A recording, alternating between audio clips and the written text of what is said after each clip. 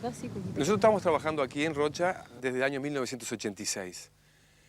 Pero la arqueología de Rocha es conocida ya de fin del siglo pasado, cuando un instructor de las escuelas rurales percibió y con mucho sentido común de que había una cultura indígena importante que había ocurrido acá. Los viajeros y naturalistas que llegaban a la banda oriental en tiempos de la conquista y la colonización retrataron con frecuencia a los miembros de los pueblos que la habitaron.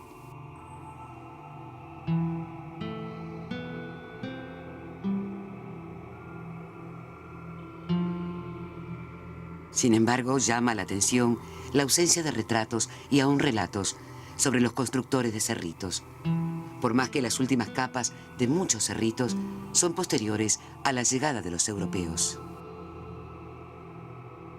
Tal vez estas representaciones menos conocidas de indígenas cazadores-recolectores en un ambiente de abundantes recursos que cohabitan pacíficamente con sus vecinos se asemeja más a la cultura de los constructores de cerritos. Es una imagen bastante diferente del estereotipo del salvaje de las pampas de la era colonial. Es muy interesante tomar en cuenta que hay un Uruguay milenario al que conocemos poco, que tiene una cultura largamente desarrollada y que en definitiva en este territorio hubo al menos un pueblo originario y tal vez más. Vamos a volver a hablar otra vez de cerritos de indios aquí en Sobre Ciencia. Se ha publicado recientemente un libro de autoría de uno de los investigadores más destacados de nuestro país, José López Mas, que reúne más de 100 años de investigaciones sobre este tema, lo que sabemos y lo que falta por descubrir. Eso y muchos contenidos más de Ciencia de Uruguay en este espacio que arranca, como siempre, con el salpicón, con las principales noticias científicas de la semana.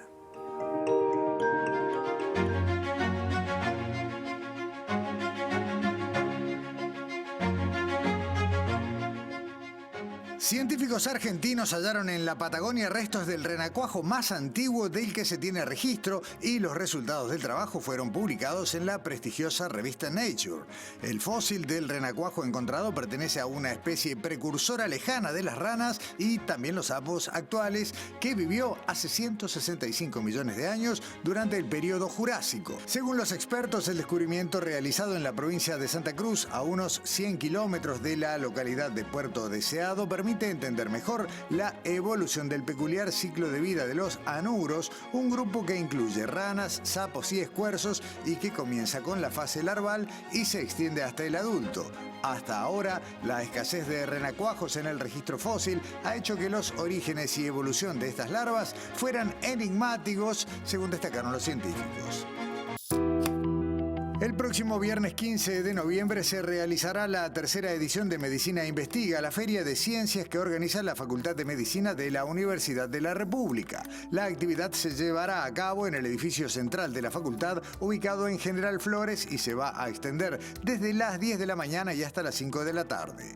Medicina Investiga está orientado al público en general y reúne a investigadoras e investigadores de facultad, centros hospitalarios e institutos. En esta edición van a participar más de 30 unidades académicas y ya está prevista la visita de unos 1.400 estudiantes de enseñanza primaria y secundaria, pero además la feria está abierta a público en general con charlas, visitas guiadas por el edificio y stands sobre diferentes temas en la explanada de la facultad. Un nuevo proyecto te invita a hacer ciencia de las nubes marcianas con la NASA. ¿Te gusta mirar las nubes? ¿Te gusta el planeta Marte? ¿Qué te parece mirar las nubes de Marte? Ahora puedes unirte al Cloud Spotting on Mars Shapes, un nuevo proyecto de ciencia ciudadana de la NASA, y ayudar a identificar hermosas formaciones de nubes en el planeta rojo. Marte tiene tipos de nubes que puede que no hayas visto antes, como las nubes crepusculares, las nubes vórtice y las nubes disco.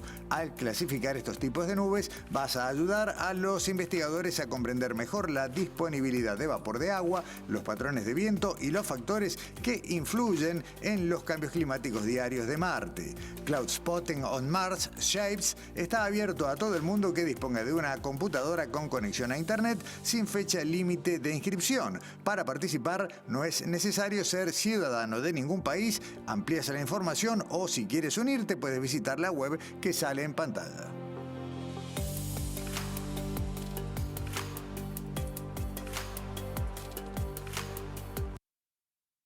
El Programa de Desarrollo de las Ciencias Básicas presenta el siguiente espacio con investigadoras e investigadores apoyados por el Programa Despegue Científico, una iniciativa del PDCIBA que apoya a las investigaciones emergentes en Uruguay.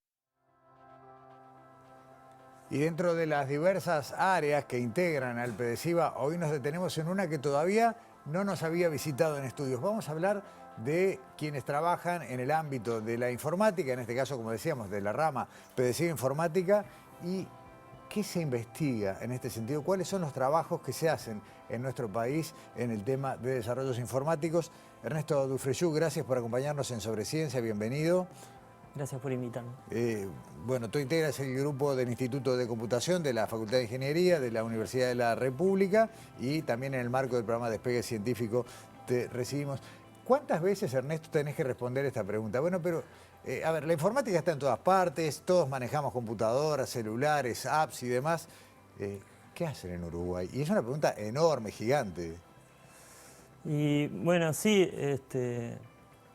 es una pregunta que nos hacemos nosotros mismos todo el tiempo. ¿Qué estamos haciendo? ¿Qué lugar tiene la investigación que hacemos acá en Uruguay?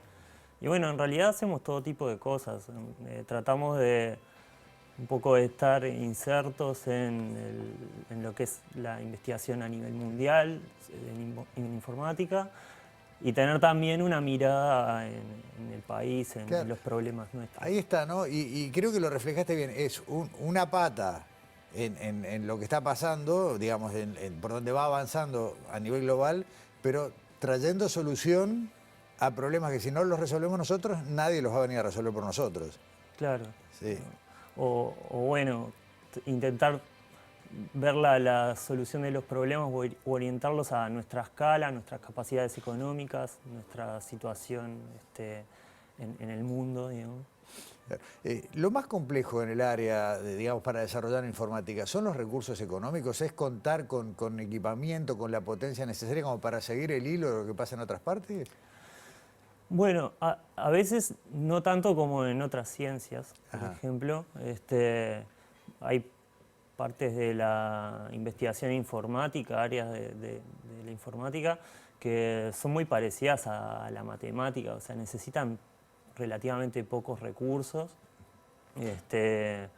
Otras que, bueno, nada, investigan más sobre los procesos de desarrollo de software, por ejemplo, y no utilizan grandes recursos. Lo más caro en general son los recursos humanos, en nuestro caso. Y bueno, y otras áreas que sí necesitan más equipamiento, por ejemplo, bueno, los que investigamos en computación de alto desempeño necesitamos accesos a computadoras muy potentes, muy caras.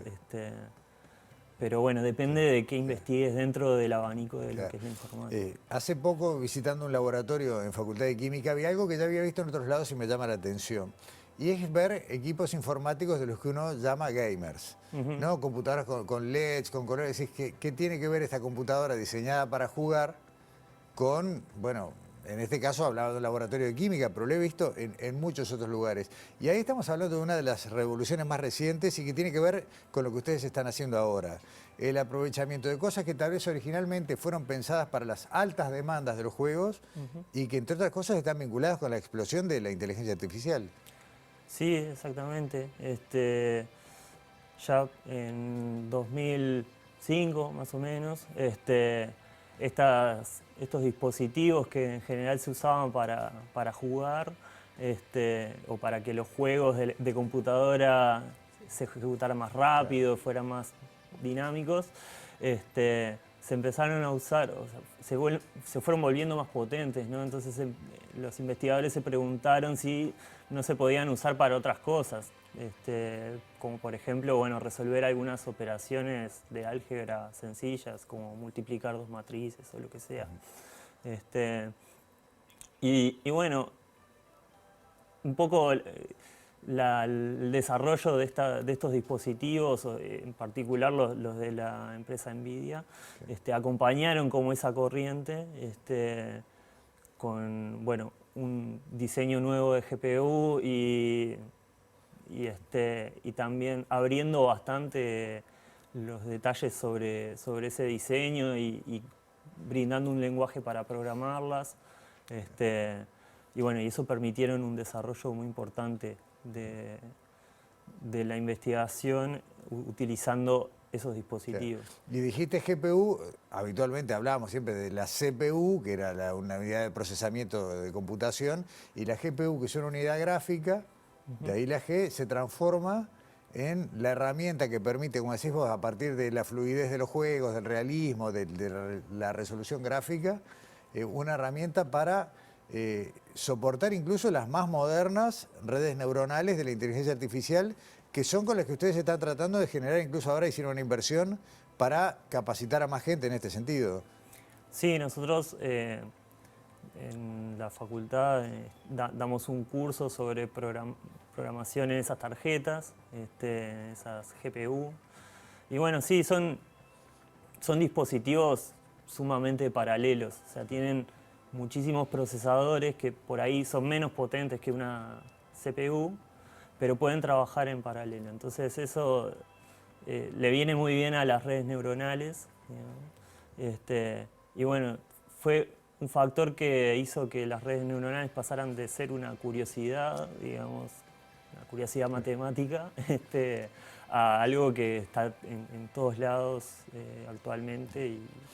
De hecho, el premio Nobel de este año, que reconoce a los orígenes de la inteligencia artificial, hablaba de desarrollos que arrancan a mediados de los 70. Sin embargo, la explosión es reciente y tiene que ver con estos dispositivos, este hardware que los facilita. ¿Qué es lo que estamos haciendo en Uruguay con esto? Además de aprender y de generar capacidades para aprovecharlo, ¿se puede desarrollar alguna de las líneas en las que ustedes están trabajando, aplicaciones para lo que hay que resolver en este momento? Bueno, sí, se están haciendo muchas cosas. Un par de cosas que se me ocurren, no quiero ser injusto con otros compañeros que están investigando otras cosas, pero bueno, se están usando para, por ejemplo, el procesamiento del lenguaje natural, o sea, el lenguaje escrito o hablado. Bueno, se puede procesar utilizando estas herramientas para extraer información útil de textos o bueno, traducciones automáticas. Y bueno, y otra área en la que se usa bastante este tipo de herramientas es en el área de visión por computadora. Cómo hacemos que un robot, a partir de la imagen, reconozca los objetos que hay, cómo moverse en un entorno, cómo realizar cierta tarea, extrayendo características de una imagen. El procesamiento del lenguaje natural tiene que ver con la capacidad de la computadora para entendernos. Lo que para nosotros es muy fácil, para un sistema no lo es. Y ustedes tienen algunas... De hecho, hicimos una nota acá en Sobreciencia hace no mucho tiempo sobre el trabajo del equipo que trabajó en el traductor para guaraní, ¿no? Que es un gran ejemplo, ¿no? de cómo hay mucho camino por recorrer y no pensar que todo se está resolviendo en los grandes centros de computación, no sé, por decir Silicon Valley, por hablar de un lugar común, ¿no? Sí, aparte, bueno, ese es un ejemplo bastante claro de por qué es importante investigar acá, digamos. Claro. Capaz que el interés por tener un traductor de guaraní que funcione bien no es igual en todo el mundo. Claro. Es algo que nos puede interesar más a nosotros, entonces tener un equipo de investigación que tenga experiencia y desarrollo en esa área es súper importante. Y como esto, tenemos una cantidad de cosas, bueno, y simplemente despidiéndote, ustedes tuvieron hace unos años que resolverle a UTE la manera en la que administrar una red muy compleja que tiene que ver con el uso de las renovables, ¿no? Bueno, sí, no, o sea, no le resolvimos a UTE, eso fue un proyecto de investigación para ADME, que es la administradora del mercado eléctrico. Sí. Del mercado eléctrico, y bueno, tratamos de mejorar el desempeño de un software que ellos utilizan para calcular el costo de la distribución de energía, digamos. Y bueno, fue un proyecto también financiado por ANI, en el que estuvimos trabajando unos años. Ernesto Dufrescu, muchas gracias por venir a Sobre Ciencia. No es fácil lo que estás tratando de hacer, y por eso te agradezco tu presencia, porque esto que lo dije al arranque, esto que parece tan cotidiano para todos, en realidad es una frontera del conocimiento, ustedes la están empujando todos los días un poquito. Así que buenísimo, gracias por acompañarnos. Bueno, muchas gracias a ustedes. Hasta pronto. Pausa, ya volvemos. El Programa de Desarrollo de las Ciencias Básicas presentó este espacio con investigadoras e investigadores apoyados por el programa Despegue Científico. Si la investigación continúa, la ciencia avanza y la sociedad toda se beneficia.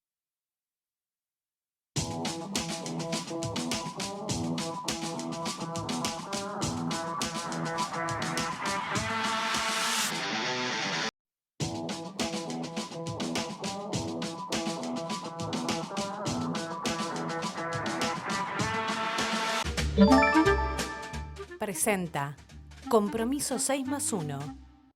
Hagamos un trato por la educación pública.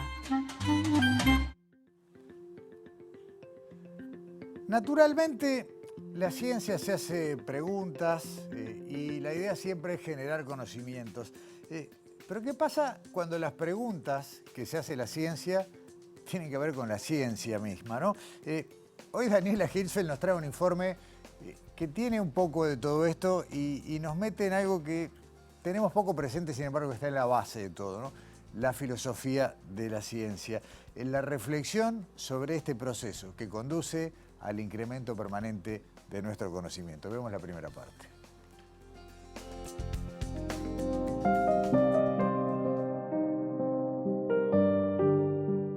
¿Qué es la ciencia? ¿Qué es el conocimiento científico? Más allá de definiciones de libros, esas preguntas son algunas de las que busca responder la filosofía de la ciencia, una disciplina científica cuyo objeto de estudio es la propia ciencia. ¿Cómo una ciencia se estudia a sí mismo? De eso trata esta primera parte del informe con Karina Silva, docente de la Universidad Católica del Uruguay.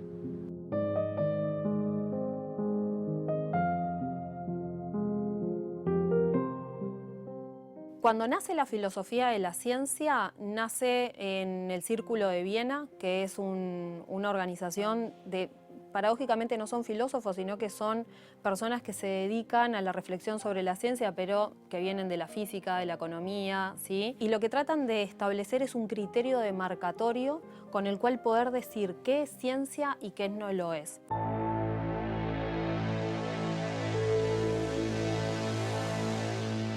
Pero al mismo tiempo, la reflexión sobre los procesos de justificación de las teorías científicas nos permiten a nosotros comprender cuáles son los elementos o las características que tiene el conocimiento científico como para poder considerarlo como un conocimiento verdadero de la realidad. ¿Cómo llega un científico desde la nada, por decirlo, desde el punto cero, hasta la elaboración de una teoría? ¿Y por qué nosotros debemos creer o confiar en que esa teoría es una representación verdadera de la realidad?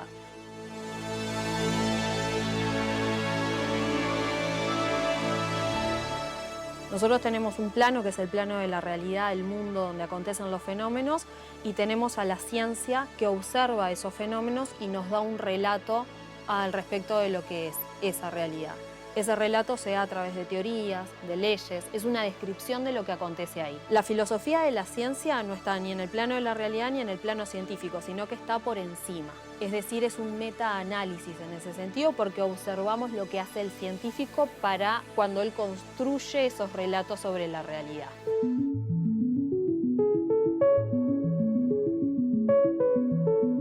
La principal colaboración que ha hecho la filosofía de la ciencia tiene que ver con la comprensión pública, si se quiere, al respecto de lo que es la ciencia. ¿Por qué? Es cierto que nosotros hoy en día podemos hablar de conceptos como comunidad científica, paradigma, leyes, teorías, y no es necesario ser académico para entender qué son esos conceptos. Y todos esos conceptos nacen de la filosofía de la ciencia. Paradigma y comunidad científica, por ejemplo, nacen en un texto que es un clásico en el estudio de la ciencia, que es La estructura de las revoluciones científicas de Thomas Kuhn.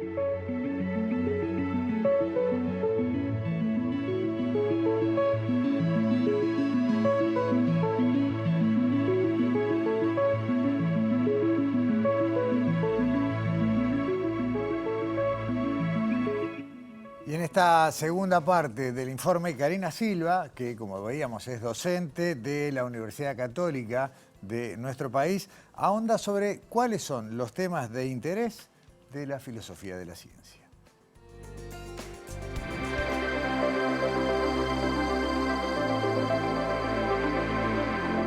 Por naturaleza, la ciencia cambia y el conocimiento científico evoluciona.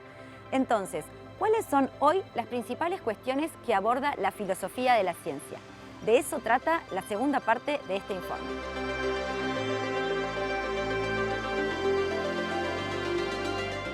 La filosofía de la ciencia desde que nace no ha parado de desarrollarse. Entre otras cosas porque la ciencia tampoco ha parado en su desarrollo. La filosofía de la ciencia, en su génesis, cuando comienza, tiene una impronta mucho más lógica y matemática, y su centro de atención está puesto en la teoría científica. ¿Cómo debe el científico proceder para justificar lógicamente una teoría científica? A partir de la década de los 60 o de los 70, eso comienza a cambiar y surge un interés mayor o entender a la ciencia de una perspectiva más amplia, y entienden a la ciencia como una práctica social. Y ahí no solamente interesa cómo el científico justifica sus teorías, sino también cómo el científico se preocupa por determinados temas, investiga determinadas cosas y qué es lo que se hace, cómo se utiliza ese conocimiento que el científico produce. La filosofía de la ciencia en la actualidad colabora con hacer más transparente la ciencia. Colabora con entender cuáles son los procesos que tienen lugar adentro de esa práctica científica, que muchas veces es ajena al público en general. Sabemos que se hace ciencia, pero no sabemos qué es ciencia ni qué es lo que pasa. Si quisiéramos saber cuáles son los aportes que podría llegar a hacer la filosofía de la ciencia sobre algunas temáticas contemporáneas o de actualidad, podríamos pensar, por ejemplo, en el desarrollo de la inteligencia artificial, podríamos pensar en el conocimiento de la genética y la intervención genética, podríamos pensar también en el conocimiento del espacio. Esos tres temas, que son temas súper amplios, extensos y súper interesantes, pueden ser incluso enfocados de distintas perspectivas. La filosofía de la ciencia, por ahí si tomamos la inteligencia artificial como ejemplo, no solamente podría reflexionar sobre la pertinencia de ese tipo de conocimiento, es decir, por qué es interesante, por qué es importante avanzar en materia del desarrollo de inteligencias artificiales, o bien por qué es pertinente el desarrollo del conocimiento científico vinculado a la genética. Sin duda de que los beneficios de conocer sobre cómo está constituido nuestros genes es muy grande, podemos prevenir enfermedades, podemos llevar adelante prácticas que antes no, pero podemos también llevar adelante prácticas que rozan con lo quizá éticamente inadecuado. Bueno, la filosofía de la ciencia tendría en ese caso la posibilidad de reflexionar antes, adelantarnos a posibles consecuencias que puedan no ser beneficiosas para nosotros.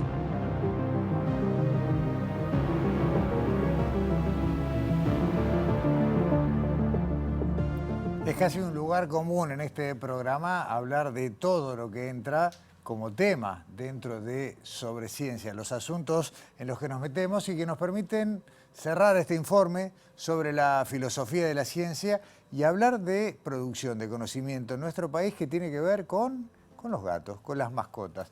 volvemos a este tema y nos vamos a compartir un informe de Alexandra Perrone que tiene que ver con una investigación del Departamento de Clínicas y Hospital Veterinario de la Facultad de Veterinaria y que indaga, por ejemplo, sobre el tema de los colores en los gatos. ¿Cuánto tiene que ver o no el color con determinados aspectos biológicos que después terminan impactando o no en el carácter de los felinos? Pero arrancamos primero contando una historia, la historia del vínculo entre las personas y los gatos.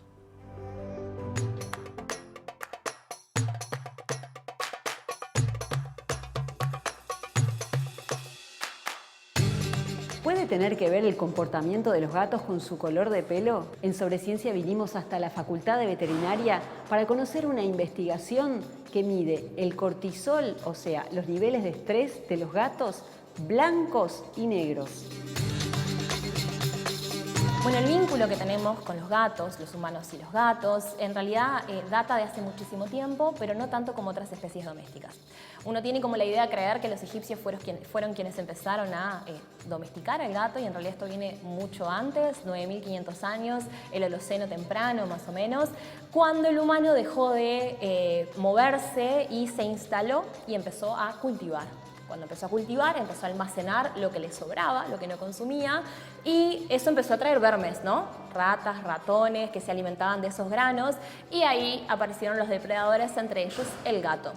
El gato empezó a cazar estos ratones y se empezó a generar como una situación en donde había un beneficio para ambos. El gato tenía un lugar en donde podía criar a sus cachorros de forma cuidada, recibir alimento y demás, entonces se acercaba al humano, y el humano tenía un animal que cazaba quienes se comían sus granos. Entonces se empezó a dar como este beneficio mutuo. El tema es que hubo poca selección artificial, no pasó como en el perro, que por ejemplo, bueno, el perro se entrenaba para cazar, los que eran mejores cazando se seleccionaban, etc. En el gato eso no sucedió. Entonces hoy tenemos razas, sí, pero que tienen 100, 150 años, y no son tan antiguas como las razas de perros.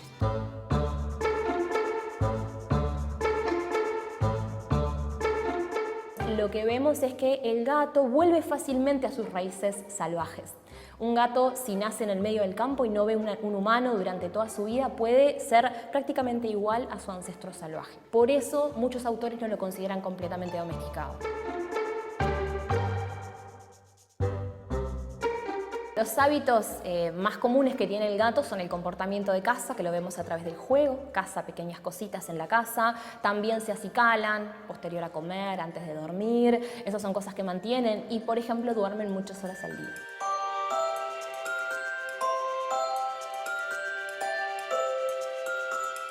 Otro de los hábitos que tiene, que bueno, que es bastante conocido, es que él se alimenta con poquitas cantidades muchas veces al día, que es muy parecido a su patrón de caza en la naturaleza.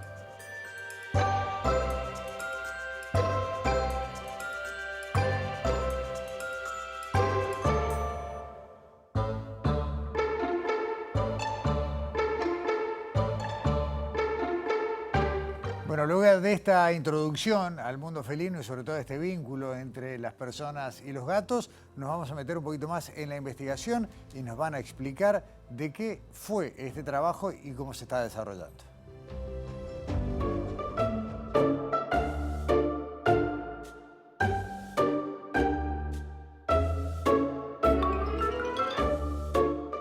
Bueno, nuestro proyecto Cortisol en pelo en gatos, su asociación con el sexo, la estación del año, el temperamento y el color, en realidad surgió por querer estudiar cómo se relaciona el estrés crónico con algunas variables medibles, como por ejemplo el cortisol, que es una hormona que podemos medir en el pelo de una forma no invasiva, minimizando lo máximo posible el estrés. Cuando estábamos estudiando las variables que mencioné, encontramos que habían algunas diferencias en el comportamiento de los gatos de color blanco y en los gatos de color negro.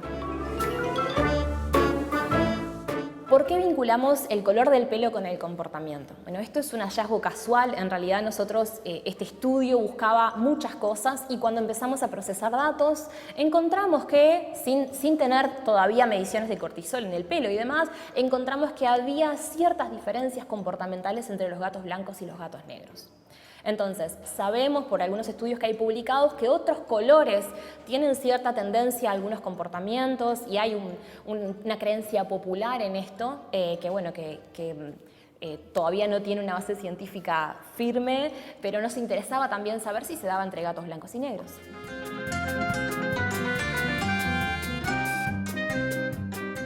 El objetivo de nuestro proyecto es determinar si existe alguna asociación entre los niveles de cortisol con otras variables como el sexo, el color, la estación del año y el temperamento. También estamos realizando pruebas de apego y de personalidad, apego de los tutores con los gatos y de los gatos hacia los tutores. En cuanto a la metodología de este estudio, nosotros hoy en día tenemos 43 gatos, ¿sí? La mitad blanco y la mitad negros, y lo que nosotros buscamos era tomar estas muestras de pelo.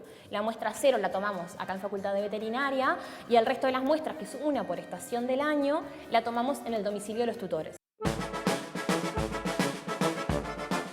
Nosotros visitamos a los tutores y cuando llegamos lo primero que hacemos es observar cómo se encuentra el gato para respetar su espacio y vemos si le ofrecemos comida o si le ofrecemos jugar. Luego, mientras una compañera le ofrece comida o juega con el gato, yo lo que hago es tomar una muestra de pelo, una máquina que apenas hace ruido y luego lo colocamos en una bolsa y lo protegemos del sol. Este proyecto abarca 1 año y medio aproximadamente. Ahora estamos culminando casi, nos falta tomar la última muestra y luego nos falta procesar todas las muestras en laboratorio del total que son 43 gatos.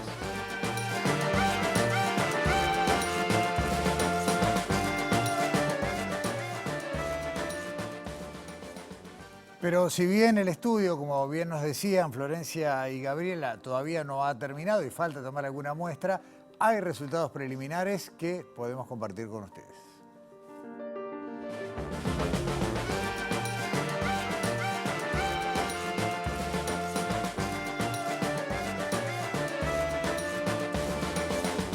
Tenemos algunos resultados preliminares interesantes, entre ellos encontramos que, por ejemplo, los gatos blancos inician el comportamiento de juego con mayor frecuencia que los gatos negros.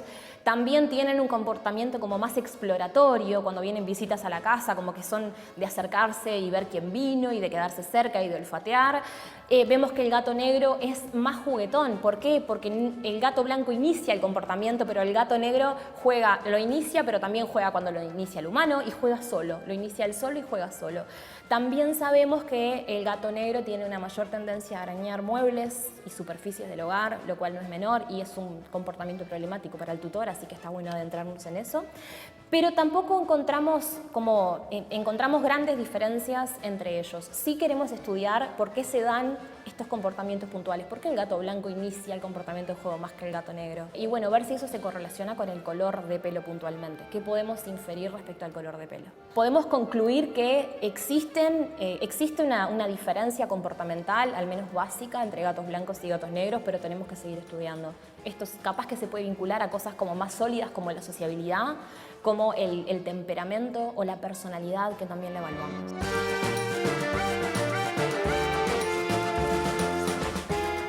Uno de los objetivos de esta investigación es también aportar en un futuro una herramienta más para utilizar en la clínica a la hora de diagnosticar y apoyar en el tratamiento de ciertas patologías que están vinculadas al estrés.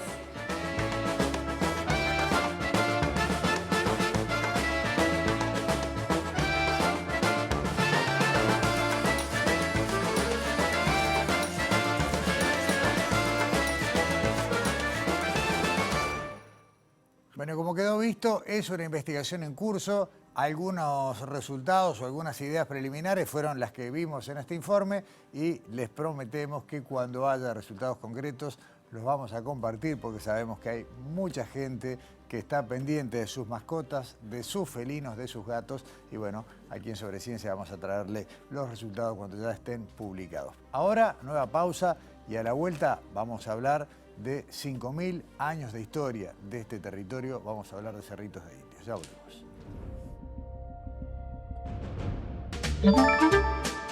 Presentó Compromiso 6+1. Hagamos un trato por la educación pública.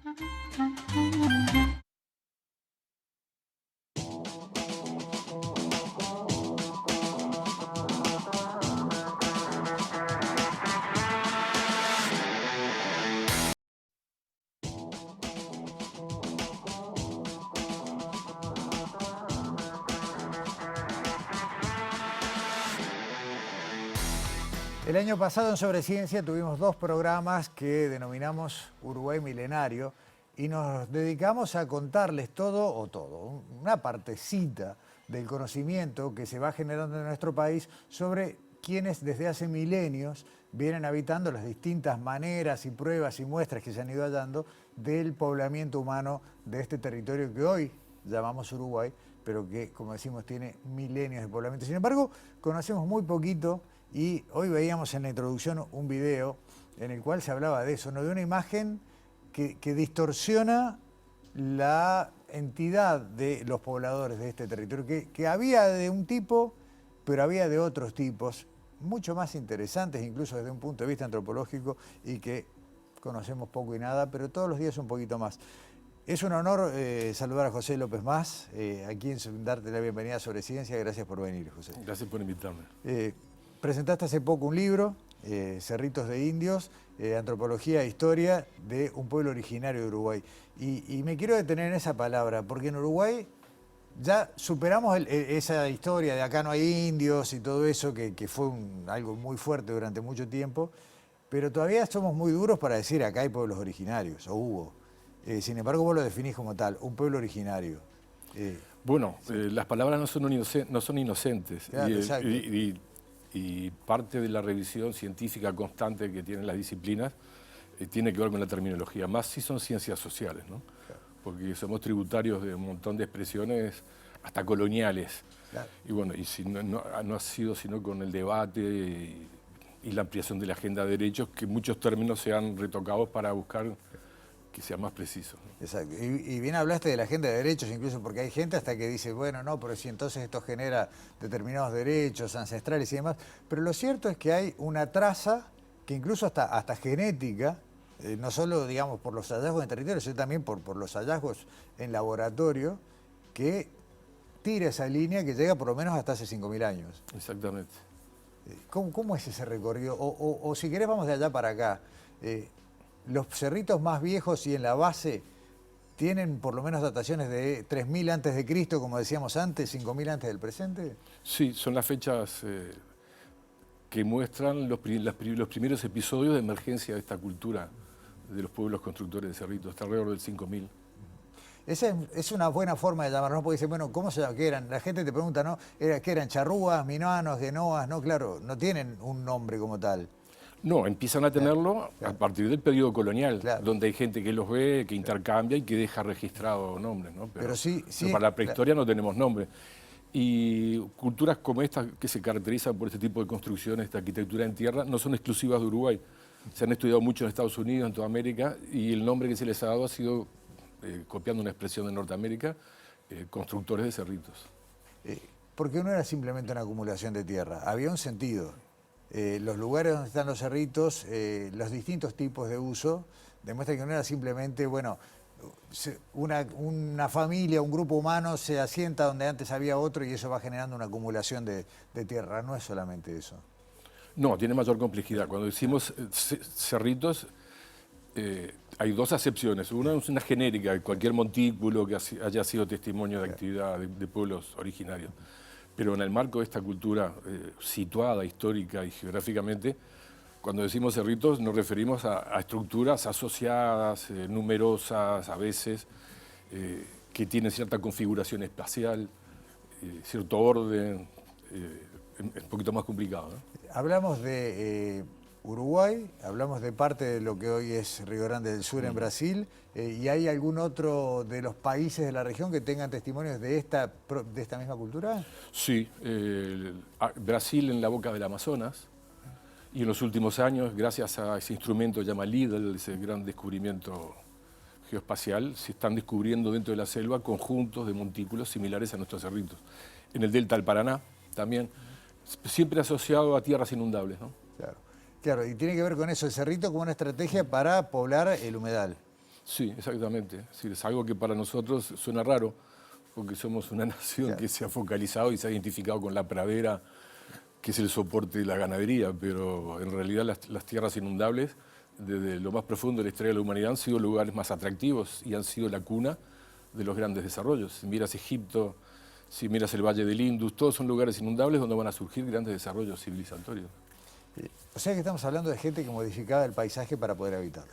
Sí, es la característica principal de estos montículos, es crear paisajes antrópicos, paisajes diferentes de los naturales, que no es por casualidad que ocurren. La gente no hace algo diferente a la naturaleza porque sí, son productos de diferentes tipos de actividades, algunas domésticas, otras vinculadas a actividades ceremoniales.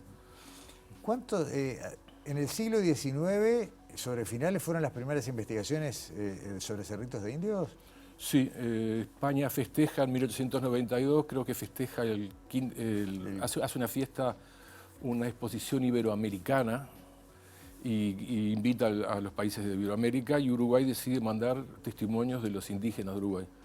Y mandan por correo invitación a todo el país y la gente a través del tren manda piezas. Entonces una vez que reúnen eso dicen, pero tendríamos que contextualizar estas piezas que hemos juntado para mandar a la exposición. Y va una delegación dirigida por Figueiras y Arechavaleta a San Luis, a la zona de los bañados en Rocha, y realiza las primeras excavaciones buscando sacar información de la estructura, de las prácticas funerarias, como para contextualizar las piezas que iban a mandar. Claro. Y al principio, aplicando el conocimiento de la época, daba bastante trabajo darse cuenta de que era una cultura que no era exactamente igual a ese charrúa que describieron los colonizadores. Digo charrúa genérico, ¿no? Ese poblador que describen los colonizadores más salvaje, más cazador-recolector y poca cosa más. Bueno, la investigación lo bueno que ayuda es que ayuda también a desatar muchos prejuicios que teníamos. El tema de la interpretación de estos constructores de cerrito en relación a los indios históricos, charrúas, minuanos, hay que un poco revisarla de manera crítica, ¿no? Porque una vez que esta expedición de fin del siglo XIX va y ve las que reporta montículos de 10 metros, complejos ritos funerarios, un montón de cosas, se pone en tela de juicio el tema del primitivismo de los indios de Uruguay. Y en aquella época, un poco para emparchar y atarla un poquito con alambre, dicen, no, sí, evidentemente hubo una cultura constructora de cerritos muy desarrollada, pero fue desalojada por los pueblos bárbaros, charrúas y minuanos que vivían y los echaron. Sin embargo, y estoy saltando y después volveremos para atrás, hay una continuidad con los minuanos. Es exactamente lo que te iba a decir. También producto de ese prejuicio quedó la idea de que había dos tradiciones culturales diferentes. En los últimos ya hace más de 10 años que con el historiador Diego Braco nos hemos ocupado de estudiar muy finamente la continuidad entre estos pueblos constructores de cerritos y sus descendientes históricos, que para nosotros son los guenoa-minuanos. Claro. Se puede hablar de una cultura, porque eso es algo que también nos complicó mucho, ¿no? El no hallazgo de objetos culturales, o en todo caso no en gran cantidad, sino más bien herramientas líticas, algo más práctico, ¿no? Herramientas de cacería y demás, siempre hizo pensar en pobladores con un desarrollo cultural muy limitado, cosa que se da de cabeza con lo que aparece en los cerritos, por ejemplo, por citar algo, los rituales funerarios. Exactamente. El estudio arqueológico de la muerte tiene la virtud un poco de orientarnos a cómo era esa sociedad.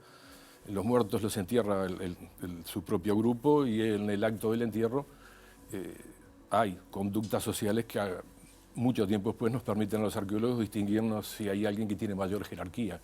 Hay tumbas similares con el mismo patrón de enterramiento, son las más numerosas, y hay otras singulares, en las que se invirtió más tiempo, más consideración, que de repente se amontonó más tierra, se le hizo un monumento, y evidentemente se trata de gente con otra jerarquía. Pensamos que los caciques, ¿no? Claro, probable. Hay cerritos aislados, hay cerritos que definen ciertos patrones urbanos.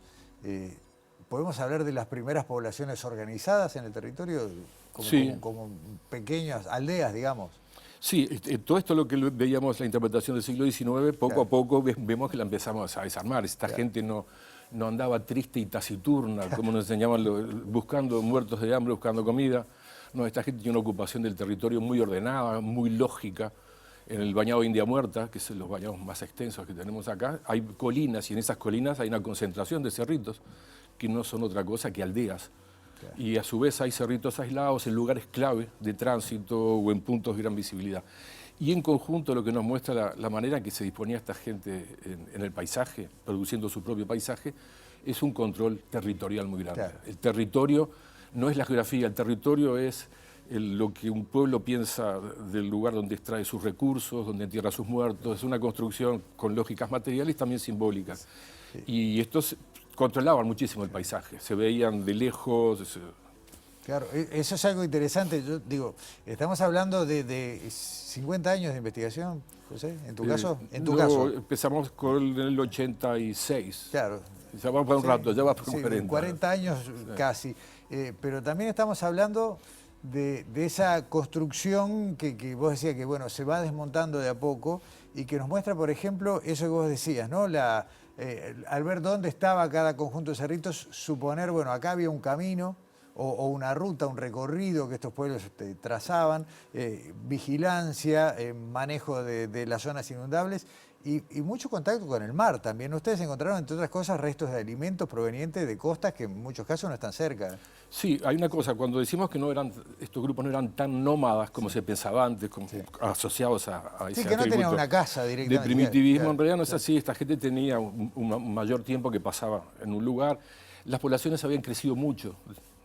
Mismo siendo cazadores recolectoras, después de la última glaciación ha habido un crecimiento demográfico grande y eso debe haber presionado también al cambio de conductas de esos que eran más nómades a sociedades más grandes que cuesta más moverse. Entonces hay aldeas y los caminos también existen porque hasta el día de hoy conocemos el camino del indio, los pasos con nombre de indígena, es decir, que si juntamos la arqueología con la historia, podemos bien tener una idea de continuidad de esta sociedad. O sea, memorias que quedaron en los lugares, en los territorios, y uno a veces no sabe por qué, hasta que de golpe empiezan a aparecer las explicaciones. Y sí, los nombres de los caciques, Casuparo cacique, está en el territorio, Minuano de Aceguá, Minuano del Río Negro, Camino del Indio. Si empezamos a juntar todo eso, nos damos cuenta que hay una gran coincidencia y que muestra, ¿no?, la secuencia histórica que tuvo esta cultura.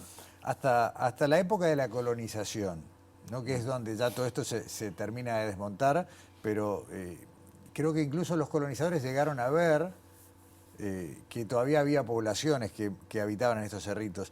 ¿Hay una continuidad cultural, digamos, de hace 500 años hasta hace 5000? Bueno, nosotros la vemos que la cultura material de los minuanos, su tipo de cerámica, una serie de objetos, los espacios en los que viven coincide con los cerritos, ¿no? Es la misma cultura, la misma cerámica, las mismas herramientas antes que llegue el europeo y después que llegue el europeo, que empieza la historia, que empieza a relatar y que está claro que son los minuanos que lo ocupan, es la misma. Nosotros no vemos mayor alteración. Cosa que fuiste diciendo, dijiste, mucha gente, sí, ¿no?, lo cual choca también con esta idea de un territorio casi despoblado, con hábitos que si bien tenían desplazamientos en territorio, tenían conceptos sedentarios. Creo que ustedes encontraron también muestras de determinado dominio de algunas especies de animales y de determinados usos de la agricultura incipiente, o sea que no eran solamente cazadores y recolectores. No, o sea, hay evidencias. Felizmente en los últimos 20 años se ha desarrollado muchísimo la arqueología, con aportes de otras ciencias. Y se ha podido demostrar, se ha podido obtener pruebas microscópicas de cultígenos, ¿no? Estos grupos, contrariamente a lo que se enseñaba en la escuela, desde hace ya 3.500 años, más o menos, empiezan a desarrollar con bastante porcentaje dentro de su economía el cultivo de zapallo, calabazas, porotos, maní y, por supuesto, otros vegetales nativos que no son domesticados, ¿no? Y la dieta muy variada, ¿no?, porque ustedes encontraron restos de alimentación en cuanto a animales, huesos desde pequeños roedores a grandes animales. Sí, una principal caza que tenían eran los cérvidos. Y nosotros teníamos cérvidos muy grandes, del tamaño de un caballo en los bañados, hoy extinguidos, y pues otros dos tipos de ciervos están súper presentes en todo el registro arqueológico, y además que nutrias, muchísimas nutrias, claro. Estamos hablando de zonas inundables. Claro. Capincho un poco, y bueno, no nos podemos decir que eran domesticados esos animales, claro, pero hay una relación muy estrecha. Está también el perro, ¿no? Claro, bueno, el perro estaba, no es una fuerza de trabajo menor el perro, claro. Es decir, en ciertas épocas cooperando en la caza, eran cazadores especializados, además de que tenían plantas, manejo de plantas. Sí. Y se movían, porque tú decías a la costa. Sí. En verano, los que estaban en Rocha se acercaban a la costa hasta el mes de marzo. No te olvides que vienen los mamíferos marinos, allí es una gran oferta. Y en el interior, los conjuntos de cerritos, calculamos del valle del río Tacuarembó, también se movían hacia los grandes arenales de los grandes ríos, como movimiento, un deslocamiento estacional, ¿no? A medida que se hace una excavación en un cerrito, se van develando las distintas épocas, y hablamos de cerritos a los que han encontrado en base 5.000 años antes del presente. ¿Todos los cerritos que hay son así de viejos o hay cerritos relativamente nuevos? ¿Se puede hablar de un patrón geográfico en eso? Mira, hay fisonomías diferentes, claro, que también tienen que ver con la fisonomía del paisaje. Los de Tacuarembó tienen ciertos patrones, ajá, los de Rocha tienen ciertos patrones también. Está bien. ¿Y los costeros? Los costeros son más pequeñitos. Hay algunos pequeñitos, hasta, mira, por los vestigios que hemos encontrado cerritos con materiales pequeños y con materiales de manufactura prehistórica, junto con porrones de ginebra, metal, botones. Quiere decir que hay una cierta contemporaneidad, ¿no? Después también los paisanos lo reocupan, ¿no? Claro. Porque si están en zona inundable, claro, cuando viene inundación, claro, lo mejor que tienen es para meterse arriba. Y eso hay familias que hemos registrado que han vivido hasta ahora arriba. Así que no son solo los cerritos 5.000 años, después los minuanes. No. Las familias de muchas zonas inundables siguen teniendo sus galpones y sus casas arriba de los cerritos. En la gente con la que tú trabajas, que tiene que ver con el laboratorio, con el APU, allí en el Cure de Rocha, también tenían investigaciones muy interesantes sobre la generación de un suelo fértil, ¿no? De no solamente decir, bueno, es la fertilidad que está dada por una zona que ya al ser inundable se supone que tiene cierto potencial, sino que ha habido una transformación del suelo. Cerritos que hoy son mucho más fértiles que el territorio que los rodea. Y la propia habitación humana los hace mucho más fértiles, claro, independientemente de que hay un manejo muy grande de plantas y de cosas, del fuego, que está en plena discusión en aspectos mucho más especializados en la arqueología, pero que muestran justamente, es decir, los montes que crecen a veces en los cerritos son propios de los cerritos, son productos de la mano humana, que trajo una especie de acá y otra de allá, no tienen similares en otros montes de Uruguay. Está bueno, vos hace un rato hablabas de las nuevas técnicas y de lo que se está encontrando, no solo aquí, sino en todo el continente americano, que parece haber tenido muchos millones más de personas que lo habitaban de lo que estábamos dispuestos a creer, de zonas que hoy parecen totalmente vírgenes a la mano del hombre, que sin embargo han tenido poblaciones, y nosotros estamos construyendo también nuestra historia con nuestras herramientas y demás. Hay un grupo que debería ser sin duda mayor, pero muy grande, de colegas tuyos, de generaciones que vinieron atrás tuyo, que están trabajando en esto, y es maravilloso. No sé qué recibís vos de eso. Y mira, es el tema. Yo soy la primera generación de egresado de la universidad. ¿Sí? Hasta antes nosotros la arqueología era una afición, poco a poco empiezan a darle mayor rigor hasta que se crea la carrera. Claro. Y al día de hoy es una masa crítica muy grande, hay una producción científica grandísima, no solo congresos, tesis de maestría, tesis de licenciatura, tesis de doctorado sobre cerritos. Hay un conocimiento que se está continuamente actualizando, ¿no? Se vienen de defender 2 tesis muy buenas recién, se van a defender otras en marzo. Excelente. José López Mas, el tiempo voló como siempre, te agradecemos muchísimo, no te queremos despedir sin darte un presente de Istica Objetos por muchísimas gracias. Y bueno, un placer y la seguiremos, quedan muchos milenios para seguir hablando. Y que se conserven los cerritos por más milenios. Exacto, y que los podamos visitar y aprender de ellos también. ¿Cómo no? Muchas gracias. Cerramos Sobre Ciencia por hoy, nos vemos acá en TV Ciudad la semana que viene.